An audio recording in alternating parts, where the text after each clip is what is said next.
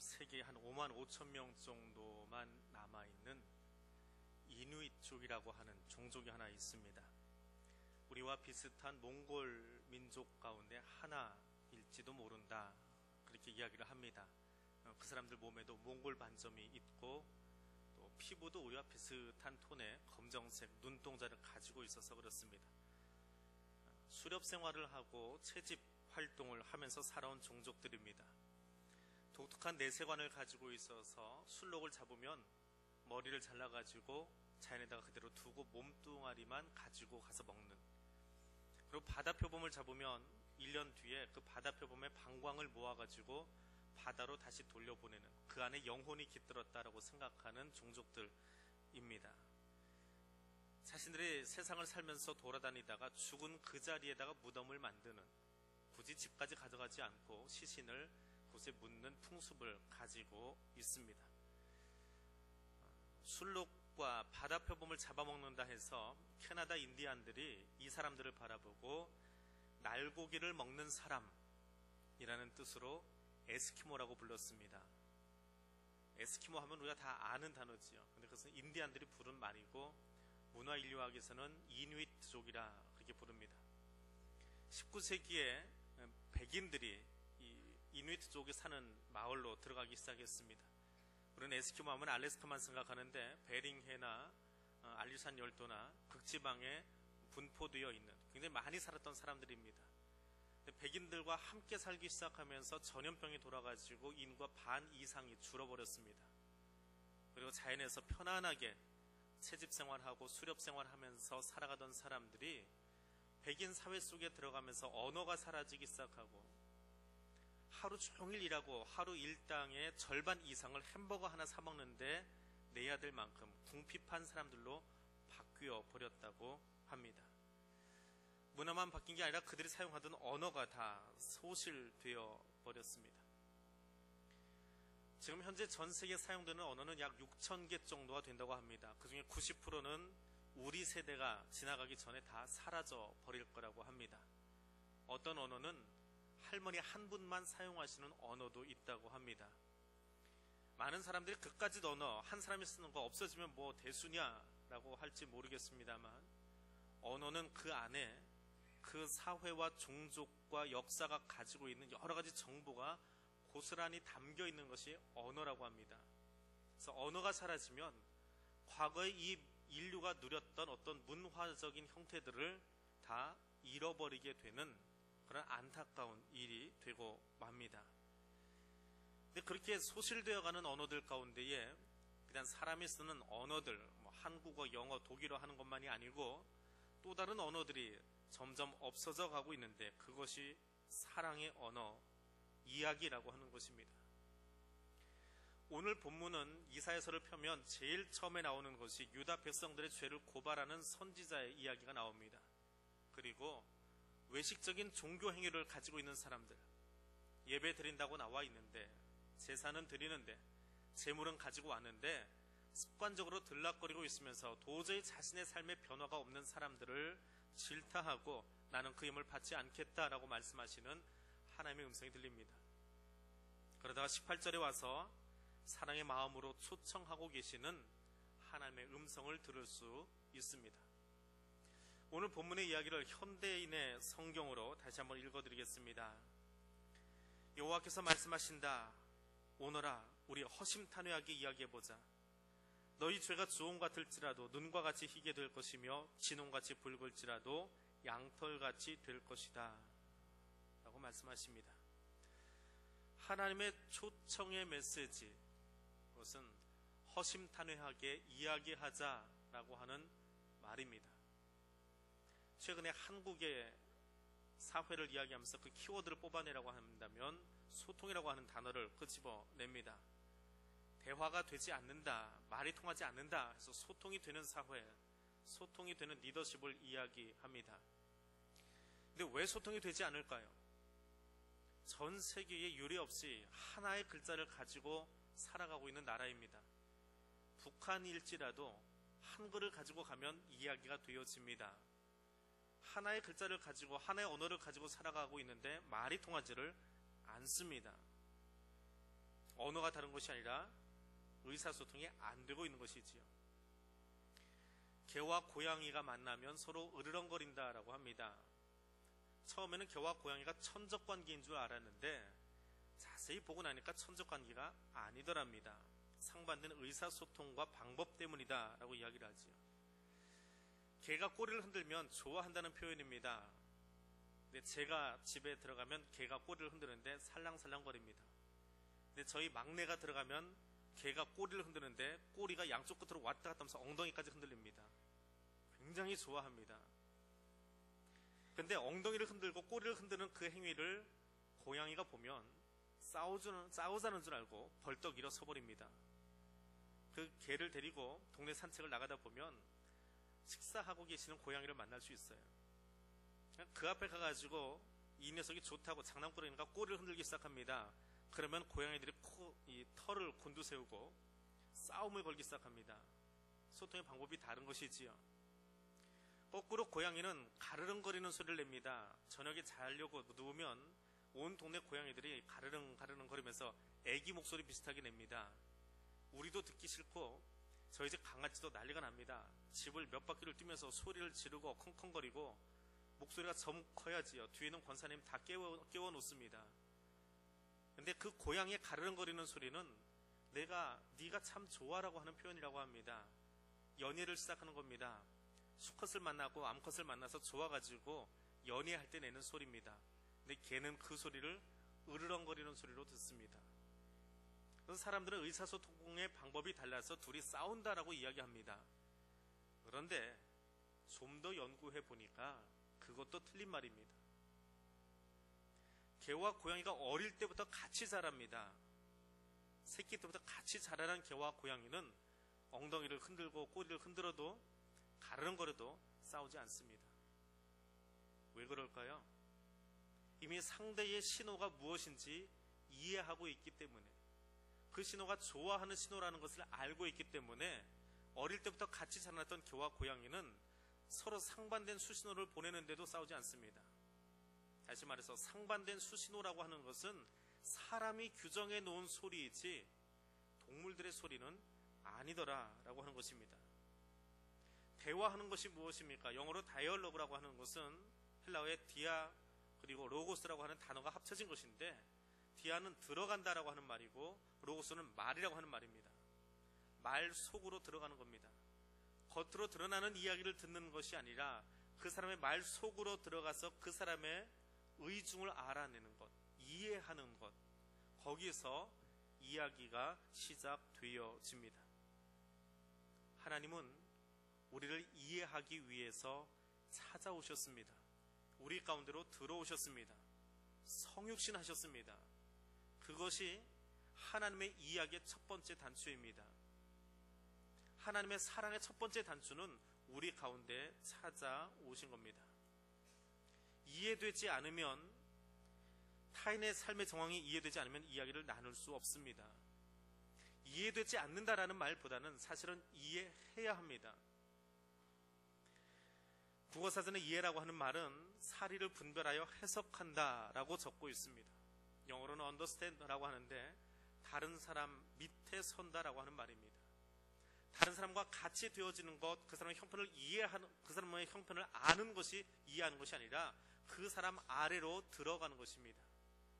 하나님이 우리와 사랑을 나누고 싶으셔서 우리 가운데 찾아오셨는데 우리와 같이 계시는 것이 아니라 우리와 똑같은 모양인데 가장 어린 아기의 모습으로 우리 가운데 찾아오셨어요. 우리의 가장 연약한 모습으로 찾아오셔서 그 과정을 다 경험하시면서 우리의 삶을 이해하시고, 그래서 그 모든 죄를 짊어지고 십자가에 못 박혀 죽으신 것입니다. 하나님이 이 땅에 찾아오신 것, 그것이 이해의 시작이고 사랑의 시작입니다. 영국의 인상파 화가인 조셉 터너라고 하는 사람이 있습니다. 그 사람이 그린 그림 중에 폭풍우라고 하는 그림이 있습니다. 인터넷을 사용하시는 분들 한번 찾아보십시오. 조셉 터너의 폭풍우라고 하는 그림을 단어 검색을 하면 나옵니다. 아니면 화랑에 가셔서 한번 찾아보시면 볼 수 있습니다. 근데 그 조셉 터너가 폭풍우라는 그림을 그리고 나서 그 친구가, 그 그림을 보고 감탄에 마지 않았습니다. 정말 대단하다. 너무너무 완벽해. 어떻게 폭풍우를 이렇게 묘사할 수 있을까? 너 어디서 이 폭풍우를 본 거야? 하고 친구에게 물었답니다. 그랬더니 이 터너가 그 그림을 그린 배경을 설명을 합니다. 세계에서 바람이 거세기로 유명한 네덜란드 한 바닷가를 찾아갔답니다. 그 어부에게 돈을 쥐어주고는 내가 이 폭풍우를 한번 경험해보고 싶은데 폭풍이 있는 날 나를 태우고 바다로 좀 나가달라고 부탁을 했답니다. 그 다음 폭풍이 일던 날 어부는 이 화가를 태우고 바다 한복판으로 나갔습니다. 그때 한 가지 더 부탁을 합니다. 나를 이 배의 돛대에 거꾸로 매달아서 묶어달라고 이야기를 했답니다. 돛대에 거꾸로 매달린 겁니다. 그래서 묶어버린 겁니다. 그 돛대에다가. 사진을 확대해서 보면 그 돛대에 매달린 한 사람이 보입니다. 자, 그렇게 하고 나서 보니까 성난 파도를 본 것이 아니라 파도가 어떤 것인지 폭풍과 어떤 것인지 느끼기 시작했답니다. 그 다음에는 느끼는 것이 아니라 내가 그 폭풍 위에 하나가 되어 있는 것을 경험했다고 합니다. 자신은 그것을 그렸는 것입니다. 인터넷 검색하시면 나오는데요. 저도 그 그림 보고 순간적으로 그 그림 속에 내가 들어가 있는 것 같은, 아니 그림 속에 내가 지금 폭풍에서 휘둘리고 있는 것 같은 그런 느낌을 받았습니다. 그 화가가 그 그림 하나를 연출하기 위해서, 그려내기 위해서 폭풍과 하나 되던 그 느낌을 그려내었기 때문에 보는 사람들도 그 모습을 느낄 수 있다고 합니다. 우리가 누군가를 이해한다고 말하는 것은 그 사람의 경험을 내가 짐작하는 것입니다. 누군가 와서 상담을 청합니다.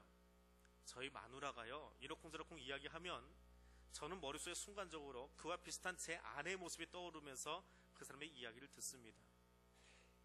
그 사람의 이야기를 들어주는 것이 아니라 내 머릿속에는 내가 이미 경험했던 아내의 모습, 혹은 내가 이미 경험했던 내 남편의 모습을 가지고, 맞아 우리 남편도 그래, 남자들이란 게 다 그렇지 뭐, 여자들이란 게 다 그렇지. 그 여자들이 누굽니까?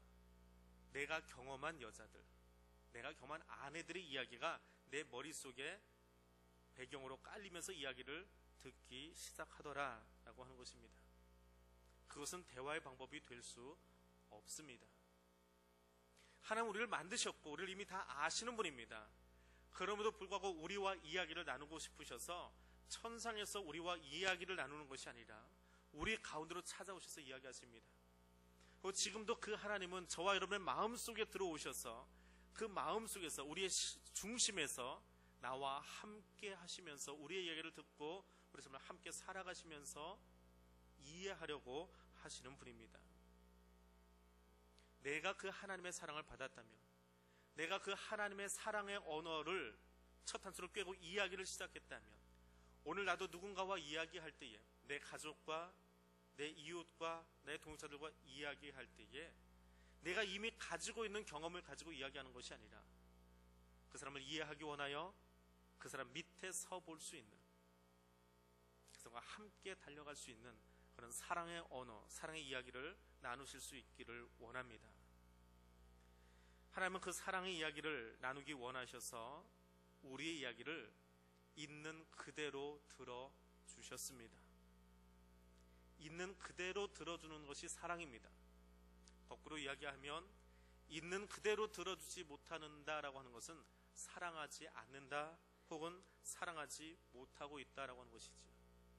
사랑하지 못하기에 사랑하지 않기에 곡해하면서 듣습니다. 그리고 더 엄격하게 이야기하면 우리의 죄성은 내 옆 사람의 이야기를 들을 때, 그것이 가족이 되었건 이웃이 되었건 혹은 전에 나와 상관없는 타자가 되었든지 간에 그 사람의 이야기를 내 기준에 맞추어 해석하여 듣는, 곡해해서 듣는 죄성을 가지고 있습니다. 심지어는 내가 사랑하지 않는 사람에 대해서는 아예 해석조차 하지 않으려고 하는, 충분히 이해하려고 들지 않는, 아니 오히려 처음부터 곡해하여 들으려고 하는 마음들이 우리 안에 죄성으로 남아 있습니다. 어느 세미나에 가서 대화에 관한 이야기를 잠깐 나누면서 그런 이야기를 들었습니다. 상대의 말을 들을 때에는 내게서 네 개의 귀를 열고 들으라고 합니다. 네 개의 귀를 열고 들으라고 합니다. 그 사람이 지금 무엇을 이야기하는지, 또 내게 요청하는 것이 무엇인지, 또 그 사람의 감정은 어떤 것인지, 그 나와 어떤 관계를 가지려 하는지, 이 네 개의 귀를 다 열고 들으라고 합니다. 이 네 개의 귀가 열리지 않아서 갈등이 일어난다고 합니다. 저희 문 좀 열어주세요 라고 이야기할 때에 그럼 어떻게 그 이야기를 듣습니까? 문을 열어주세요 라고 부탁을 했습니다. 공기가 좀 탁해서 문을 열어달라고 하는 거구나 라고 듣는 사람이 있을 겁니다. 다른 사람이 아니고 나를 지목하면서 문을 열어달라고 내게 부탁하는 거구나 듣는 사람이 있습니다. 문을 열어주면 기분이 참 좋아질 것 같아요. 공기가 순환이 되어지니까. 그렇게 이해하는 사람도 있습니다. 어떤 사람은 하고 많은 사람 중에 나에게 부탁하는 것은 내가 저 문을 열어주면 당신의 부탁을 들어주면서 관계가 좀 더 좋아질 것 같아요 라고 해석하는 사람도 있습니다. 문을 열어주세요 라고 하는 짤막한 말이지만 우리는 그 말 속에 있는 이 네 개의 의미를 하나만 취합하든지 아니면 무시하고 다른 식으로 듣습니다. 너나 덥지 나는 추운데 왜 열라고 하는 거야? 공기 그렇게 나쁘지 않구만 뭘 자꾸 일어나라 마라 해. 다른 사람도 많은데 왜 내가 굳이 네 말을 들어야 되냐고. 다른 식으로 곡해하여 듣는 것이지요. 그 사람의 이야기를 들어주려고 하지 않습니다. 그 사람의 감정을 들으려고 하지 않습니다. 그 사람과의 관계를 들으려고 하지 않습니다. 귀가 열린 것이 아니라 내게 귀를 닫아버렸습니다. 그러면 같은 말을 던지고 있지만 우리는 갈등의 상황으로 들어갈 수밖에 없습니다. 예수님과 동시대를 살았던 사람들의 모습을 보십시오. 같은 땅, 같은 환경 속에 살면서 성육신에서 찾아오신 예수 그리스도를 만났습니다. 병자를 고치고 귀신을 내어 쫓는 모습을 보았습니다. 예수님이 그 앞에서 죽은 나사로를 살리는 장면을 보았습니다. 그 정도 되어지면 저분이 참 메시아구나라고 이야기해야 되지 않겠습니까? 그런데 죽은 나사로를 살리던 그날에 옆에 있던 사람들이 예수를 죽이기로 모의하기 시작했다라고 말합니다. 사랑하지 않으니까, 불편하니까 그 놀라운 역사를 보고도 그 자리에서 죽이기로 작정했더라. 그 땅은 어떤 땅입니까? 생명의 언어가 선포되어지고 있고 죽은 자가 살아나고 있지만 결국 그 땅 백성들은 저주받은 백성이 되고 말았습니다. 보고도 믿지 않는 것, 듣고도 믿어주지 않는 것, 그것이 저주입니다. 그리고 그 곡해하기 쉬운, 곡해하기 좋아하는 사람들의 모습은 바울처럼 자신의 지식과 자신의 학문 체계와 자신의 경험을 가지고 예수를 죽이려고 하고 예수 믿는 자들을 잔해하려고 공문을 받아서 쫓아다니는 사람이 되고 맙니다. 예수 만나기 전까지는 말입니다. 그럼 오늘 우리 세대는 어떻습니까? 내가 알고 있는 지식을 가지고 내가 알고 있는 경험을 가지고 얼마나 많이 서로에 대해서 배척하고 곡해하고 밀어내고 있습니까? 똑같은 땅 대한민국에 살고 있지만 똑같이 신문을 열어서 보고 있지만 똑같이 한 화면 TV를 보고 있지만 똑같이 뉴스를 접하고 있지만 우리는 같은 생각, 같은 마음을 가지고 있지 못합니다. 왜 그 법을 만드냐고 힐난하는 사람이 있는가 하면 그 법을 만들어서 안타까운 사람들을 좀 더 위로해 주자라고 말하는 사람도 있습니다. 정치적인 논리와 경제적인 논리로만 세상과 경제와 사회를 판단하는 사람들이 있는가 하면 부모의 심정으로 바라보는 사람도 있습니다. 같은 사회 속에 살고 있지만 사랑의 언어가 아니라 다른 언어로 이 사회를 바라보려고 하는 우리의 눈들이 있습니다. 사랑하지 않으면 눈물을 흘리는 자들의 소리가 들리지 않습니다. 사랑하지 않기 때문에 교회에 일하는 모든 문제들을 다 들고 세상 법적으로 들고 나가서 교회가 완전히 무너질 때까지 싸움박질을 하고 있는 안타까운 대한민국 교회의 현실들을 우리는 지금도 보고 있습니다. 교회를 사랑하고 성도를 정말 사랑합니까? 그런 모습은 보이지 않습니다. 어디에도 사랑은 없습니다. 내 유익이 우선인 모습들이 있습니다. 거기는 곡해하는 사람들밖에 남아있지 않습니다. 주님을 정말 사랑하십니까? 교회를 사랑하고 이 민족을 정말 사랑하십니까? 그럼 예수 그리스도의 마음으로 바라보고 다가서 이야기할 수 있어야 합니다. 어떤 분이 애완동물을 너무 사랑해서 고양이를 한 마리 키웠답니다. 고양이를 집에 키우는데 쥐도 같이 돌아다니는 거예요. 그러니까 고양이가 쥐를 안 잡는 거지요.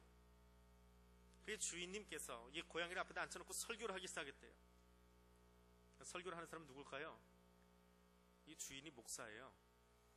그래서 고양이를 앞에다 놓고 설교를 합니다. 고양아, 고양아, 하나님이 너를 왜 만드셨는지 아니? 너는 쥐 잡아먹으러 만들어진 짐승이야. 그럼 하나님의 창조 질서에 합당하게 쥐를 잡아먹어야지. 왜 쥐를 안 잡아먹고 있어? 너 잘못된 거야. 라고 설교를 했답니다. 다음날 이 목사님 자고 일어났더니 이 고양이님께서 주인님 배 위에다 쥐를 한 마리 잡아다 놨답니다. 근데 목사님이 눈을 뜨고는 이 잡아다 놓은 쥐를 바라보면서 기겁을 하고 침대 밑으로 내려와서 통곡을 하고 울기 시작했대요. 왜요? 하나님, 저 짐승도 창조의 질서가 무엇인지 이야기하니까 그것에 순종하고 쥐를 잡아오는데 나는 하나님 말씀을 듣고도 한 번도 순종하지 않았어요. 사랑하지 않았어요. 실천하지 못했어요. 나는 주의 말씀을 전한다고 하지만 저 고양이처럼 살지 못했어요. 고양이는 한 번의 설교를 듣고도 저렇게 변화되었는데 나는 그렇게 살지 못했어요. 고양이가 잡아다 놓은 쥐를 바라보면서 그렇게 울었다고 합니다. 하나님은 우리의 귀를 열고 입을 열어서 이야기 나누기를 원하고 계십니다. 우리의 모습이 진홍빛 같고 주홍빛 같아서 내 힘으로는 지워질 수 없는 죄악을 가지고 있지만 그대로 나와서 나와 허심탄회하게 이야기하자라고 요청하고 있습니다. 저와 여러분은 그 사랑을 받은 존재들입니다. 감추고 꾸미고 좋은 예물 봉투 들고 나와서 예배 드리는 것이 아니라 내 있는 모습 그대로 하나님께 들고 나가서 허심탄회하게 이야기하기만 시작하면 하나님은 구원의 역사를 내게 선포해 주시고 그리고 우리에게는 그 모든 더러운 것들을 양털같이 눈과 같이 하얗게 만들어 주시겠다고 이야기하시는 분이 나의 하나님이십니다. 오늘 성경 본문을 처음 대할 때에 참 무서웠습니다. 오라 우리가 서로 변론하자. 법정 용어입니다. 시시비비 가리자라고 하는 말입니다. 하나님이 심판주로 보여주기 시작하면서 중학생 때 이 본문 말씀이 얼마나 무서운지 모릅니다. 그래도 거기 써있기에 계속 읽을 수밖에 없지요. 읽고 또 읽고 또 읽었습니다. 신학교에 가서는 원어 성경을 본다고 그 원어를 찾아서 읽어보기도 했습니다. 그리고 계속 묵상하다가 겉에 드러나는 하나님의 이야기가 아니라 나의 귀를 열고 내게의 귀를 열고 하나님의 마음을 들여다보기 시작했습니다. 내게 변론하자라고 하시는 하나님의 이야기가 무엇인지 들어보려고 했습니다. 이스라엘아, 내 백성들아, 와서 이야기하자, 변론하자, 시시비비 가리자, 교정하자, 바르게 좀 세워놓자, 허심탄회하게 이야기하자. 그래, 네 죄가 주홍빛 같고 진홍빛 같고 지워지지 않을 것 같지만 와라, 내가 너를 하얗게 만들어주고 내가 너를 내 백성 삼아서 너와 함께 노래하고 싶다. 우리의 관계를 회복시키기 원하시는 하나님의 마음의 소리가 들려오기 시작합니다. 오늘 우리는 그 초청에 응하여서 여기 달려나온 사람들입니다. 그리고 그 초청 때문에, 그 음성 때문에 나는 우리의 모든 죄는 다 용서함 받고 오늘 이 자리에 앉아 있는 것입니다. 그렇다면 이제 동일하게 여러분 이 예배를 마치고 저 문을 열고 여러분의 땅으로 나아갈 때에 여러분이 살고 있는, 여러분이 일하고 있는 기업으로, 가정으로 돌아갈 때에 거기서 주님이 내게 보여주신 것처럼 그렇게 말하면서 살 수 있기를 원합니다. 그리스도의 사랑 안에서 마음과 마음으로 들어가서 이 이야기를 나누는 회복의 자리가 오늘 우리 교회와 저와 여러분을 통해서 일어날 수 있기를 원합니다. 내 목소리만 내기 바쁜 이 대한민국의 사회 현실 속에서 하나님의 용서의 초청을 듣고 나도 그렇게 용서할 수 있는 사람으로, 그렇게 사랑할 수 있는 사람으로, 그렇게 포용할 수 있는 사람으로 이야기하며 나아갈 수 있기를 원합니다. 주님의 이야기의 나눔을 통하여 당신의 사랑의 마음을 내게 보여주신 것처럼 나도 내 입술이 열릴 때에 거기 하나님의 사랑의 언어들이 내 주변 사람들에게, 나와 관계된 모든 사람들에게 선포되어지도록, 들려지도록 오늘 나를 사랑의 제자로 헌신하고 만들어 갈 수 있기를 소원합니다. 기도하겠습니다. 하늘에 계신 하나님 아버지,